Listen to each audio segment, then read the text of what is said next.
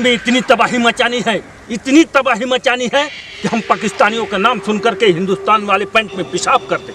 एक बार मेरा हाथ खोल कर देखो, जहाँ तुम खड़े हो वहीं पर तुम्हारी कब्र बना दूंगा। तेरी इतनी हिम्मत, तो हम लोगों के सामने हिंदुस्तान जिंदाबाद बोलेगा? नारे तकबीर, अल्लाह अकबर, नारे तकबीर, अल्लाह अकबर।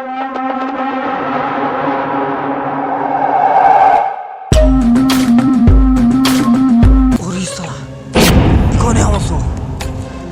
सारा वही तो आतंकवादी लगा था, बंदूक ले बना सो। ये तो साला हिंदुस्तानी लग रहा है। ये तो हमारी छुप छुप की बातें सुन रहा था, इसको मार दो गोली। अबे साला पाकिस्तानी, तो हमारे हिंदुस्तान के बर्बाद कर बे। हाँ तो कुछ ना उखाड़ पाई बे। मार साले, मार साला।